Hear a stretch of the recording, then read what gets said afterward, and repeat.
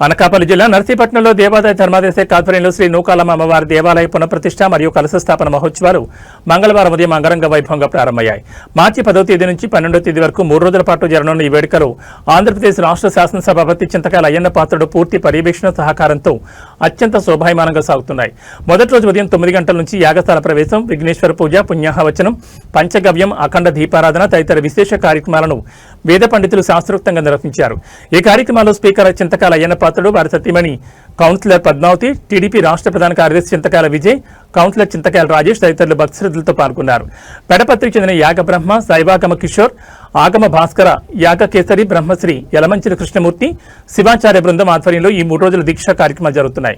ఉదయం జరిగిన పూజా కార్యక్రమాల అనంతరం స్పీకర్ చింతకాయల అయ్యన్న పాత్రుడు మాట్లాడుతూ ఆలయ నిర్మాణ విశేషాలను వివరించారు.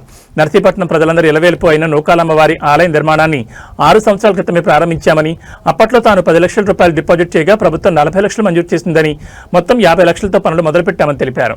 అయితే గత ప్రభుత్వం ఆలయ నిర్మాణాన్ని అశాస్త్రీయంగా ఇష్టానుసారంగా సగం చేసి వదిలేసిందని ఆయన విమర్శించారు. గత ప్రభుత్వ హయాంలో గుడి నిర్మాణం ఆగిపోయిందని చెప్పి సీఎంఆర్ షాపింగ్ మాల్ వారి వద్ద నుంచి 10 లక్షల రూపాయలు తీసుకున్నారని, కానీ ఆ డబ్బులు ఆలయ అకౌంట్లో జమ చేయకుండా పక్కదారి పట్టించారని ఆరోపించారు. అమ్మవారి సొమ్ము తిన్న వారు బాగుపడరని ఆయన హెచ్చరించారు. తిరిగి తమ ప్రభుత్వం వచ్చిన తర్వాత దేవాదాయ శాఖ మంత్రితో మాట్లాడి మరో 10 లక్షలు డిపాజిట్ చేసి 40 లక్షల నిధులు తెచ్చామని స్పష్టం చేశారు. అలాగే ఆలయంలో మిగిలిన పనులు పూర్తి చేయడానికి అదనంగా మరో 25 లక్షల రూపాయలు అవసరమవుతాయని, అందుకోసం 5 లక్షలు మళ్లీ డిపాజిట్ చేస్తున్నామని వెల్లడించారు. 10 కాలాల పాటు నిలిచిపోయేలా శాస్త్రోక్తంగా అమ్మవారి ప్రతిష్ఠా కార్యక్రమాలు జరిపిస్తున్నామని ఆయన పేర్కొన్నారు. శ్రీ గణేశాయ నమః. నర్సీపట్టణంలో నవ్యనూతనంగా నిర్మాణం చేసినటువంటి శ్రీ నూకాలమ్మ అమ్మవారి యొక్క దేవాలయ ప్రతిష్ఠా కార్యక్రమం 3 రోజుల దీక్షతో ఈరోజు ఉదయం ప్రారంభమైంది. ఈరోజు జరిగే కార్యక్రమాలు యాగశాలలో జరుగుతూ సాయంత్రం హోమ కార్యక్రమాలు, ధ్వజారోహణ కార్యక్రమాలు జరుగుతాయి. రేపు ఉదయం వాస్తుశాంతి జరుగుతుంది. రేపు సాయంత్రం అనగా బుధవారం రేపు సాయంత్రం 5 గంటలకి నర్సీపట్టణం గ్రామంలో వెలిసినటువంటి మహిళామణులు, సువాసిని స్త్రీల చేత అమ్మవారికి ఘటాభిషేకం జరుగుతుంది. ఈ కార్యక్రమం చాలా విశేషమైనది. ప్రతి గృహము అష్టైశ్వర్యాలతో ప్రకాశించాలని కోరుతూ గ్రామాన్ని సంరక్షించే దేవత గ్రామదేవత కనుక అటువంటి గ్రామదేవతకి మన చేత్తో పసుపు కుంకుమ నీళ్లు పోస్తే ఆ గృహం అంతా కూడా ఆయురారోగ్యశ్వర్యాలతో ఉంటుంది.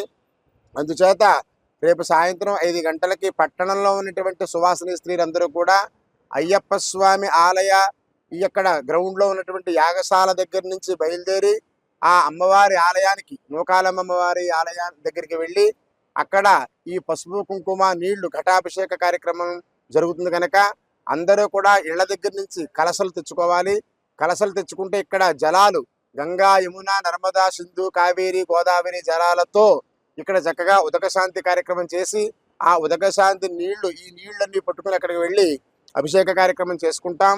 అట్లాగే 12వ తారీఖు ఉదయం 9:14 మన అయ్యన్న పాత్రుడు గారు, పద్మావతి గారు దంపతుల చేత వారి కుటుంబ సభ్యులచే అమ్మవారికి బంగారు యంత్రంతో అమ్మవారికి విగ్రహ ప్రతిష్ఠా కార్యక్రమం చేసి తదుపరి అందరికీ కూడా అన్న సమారాధన కార్యక్రమం దేవాలయం దగ్గరే అన్న సమారాధన కార్యక్రమం చేస్తారు. ఈ ఉత్సవాలలో భాగంగా ఆ రోజు సాయంత్రం గరగలను బయటికి తీసుకొచ్చి ఉత్సవం చేసే కార్యక్రమం కూడా ఉంటుంది. కనుక లోక కళ్యాణం కోసం, విశ్వశాంతి కోసం మహత్తరమైనటువంటి ఈ నూకాలమ్మ అమ్మవారి యొక్క విగ్రహ ప్రతిష్ఠా కార్యక్రమం వైభవోపేతంగా జరుగుతుంది కనుక సర్వులు, ఆడవారు, మగవారు, పిల్లలు అందరూ కూడా ఈ కార్యక్రమంలో పాల్గొని అమ్మవారి యొక్క కృపకు పాత్రులు అవుతారని తెలియజేస్తున్నాం. అప్పటి నుంచి ఏ కార్యక్రమం వచ్చినా మా ఇంట్లో పెళ్ళిళ్ళు కానీ ఏ కార్యక్రమం వచ్చినా గురువు గారే దగ్గర చేస్తూ ఉంటారు.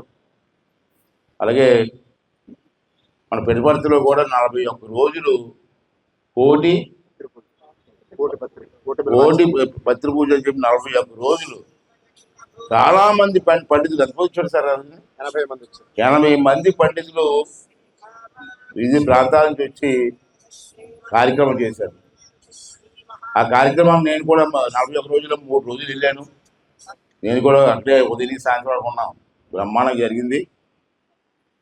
అటువంటి పండితుల చేతి మీదుగా మళ్ళీ మా గ్రామంలో అమ్మవారి కార్యక్రమం చేయాలని నిర్ణయించుకొని వారిని ఆహ్వానించడం జరిగింది. నూకాలమ్మ గుడి గురించి మీకు తెలుసు. నర్సీపట్నానికి అమ్మవారు ఇప్పుడు కాదు, పూర్వం నుంచి పెద్దలు ఎప్పుడో నిర్మాణం చేసిన గుడి ఇది. తర్వాత మనం వచ్చిన తర్వాత పెద్దలు పోయిన తర్వాత మనం టేకప్ చేసాం. తర్వాత ఆ గుడిని కట్టాలని చెప్పి 5 సంవత్సరాల క్రితమే నిర్ణయించుకున్నాను. 10 లక్షల రూపాయలు డిపాజిట్ చేస్తే గవర్నమెంట్ 40 లక్షల రూపాయలు ఇచ్చింది. నా 10 లక్షల రూపాయలతో 50 లక్షల రూపాయలు గుడి నిర్మాణం గత 6 సంవత్సరాల క్రితమే స్టార్ట్ చేశాను నేను. తర్వాత మన ప్రభుత్వం పోవడం, మరి కొంతమంది వచ్చారు, మీకు తెలుసు. ఆ పేరు కూడా నేను వచ్చేసి నాకు ఈ పుణ్యస్థానంలో వచ్చేసి నాకు ఇష్టం లేదు. ఆ ప్రభుత్వం వచ్చిన తర్వాత ఆ గుడిని ఇష్టాసారంగా, శాస్త్రోక్తంగా కాకుండా ఇష్టాసారంగా నిర్మాణం చేశారు. ఆ డిపార్ట్మెంట్ కూడా మరి పని మూసుకున్నారు ఆ రోజుని. అది కూడా సగం సగం చేసి వెళ్ళిపోయారు. మళ్ళీ మన ప్రభుత్వం వచ్చిన తర్వాత నేను మినిస్టర్ గారితో మాట్లాడి ఇంకొక 50 లక్షలు కావాలి నాకంటే నన్ను 10 లక్షలు కట్టమన్నారు. మళ్ళీ నేను 10 లక్షల రూపాయలు కడితే 40 లక్షలు ఇచ్చాను. మళ్ళీ 50 లక్షల రూపాయలతో మళ్ళీ గుడి స్టార్ట్ చేస్తాం మనం. మధ్యలో ఇంకో సంఘటన చెప్పాలి మీకు. మన ప్రభుత్వం లేనప్పుడు నేను తెచ్చిన డబ్బు, అప్పుడు ఇచ్చిన డబ్బు కూడా ఏమైందో నాకు తెలీదు. సీఎంఆర్ రమణ గారిని అడిగి మళ్ళీ 10 లక్షలు తీసుకున్నారు. పాత ఎమ్మెల్యే గారు 10 లక్షల రూపాయలు తీసుకొని గుడి ఆగిపోయిందండి, 10 లక్షలు ఇవ్వమంటే సీఎంఆర్ రమణ గారు వ్యాపారస్తులు 10 లక్షలు ఇచ్చాడు. ఆ 10 లక్షలు నేను మొన్న ఎమ్మెల్యే అయిన తర్వాత ఏమైందని అకౌంట్ చూస్తే ఆ అకౌంట్లో 10 లక్షలు లేదు. మరి ఏమైంది సార్ డబ్బు 10 లక్షలు? సరే అయిపోయింది, మళ్ళీ స్టార్ట్ చేస్తాం, పూర్తి చేస్తాం. రేపు 12వ తారీఖుని ప్రతిష్టాపన కార్యక్రమం ఉంది. దాని ముందు శాస్త్రోక్తంగా చెయ్యాలి కాబట్టి శాస్త్రం కొంతమంది అన్నీ ఓపెన్ చేసుకుంటారు, ఫామక్ దగ్గర చేస్తూ ఉంటారు. కానీ నా ఉద్దేశం ఏంటంటే ప్రతిష్టాత్మకంగా శాస్త్రోక్తంగా జరిగితే 10 కాలాల పాటు అమ్మవారు ఉంటారు, మనం ఉంటాం కాబట్టి మనకు ఆశీర్వాదం కాబట్టి కార్యక్రమం శాస్త్రోక్తంగా చేస్తున్నాం. ఇంకా గుడి నాకు సంతృప్తి లేదు, ఇంకా చెయ్యాలా.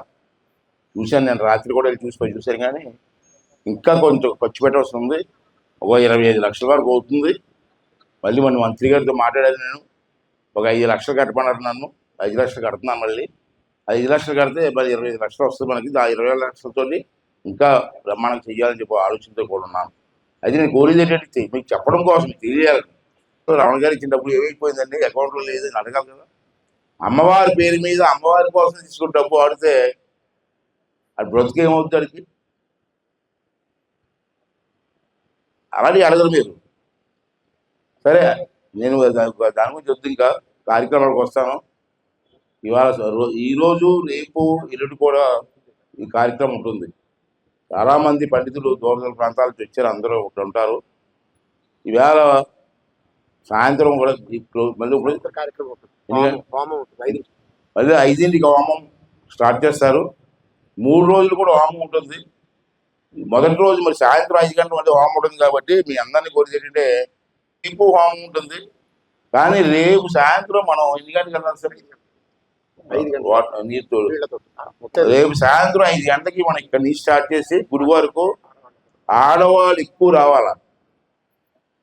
చిన్న బిందులు, పెద్ద బిందులు పోసి రావసరం లేదు. చిన్న బిందులు ఉంటే ఆ బిందుల్లో నీరు, పసుపు నీళ్ళు అండి, పసుపు నీళ్ళు వేసుకొని వస్తే ఆడవాళ్ళందరూ ఆ బిందుతో వెళ్ళి అక్కడ అమ్మవారికి అభిషేకం చేస్తారు రేపు 5 గంటలకి.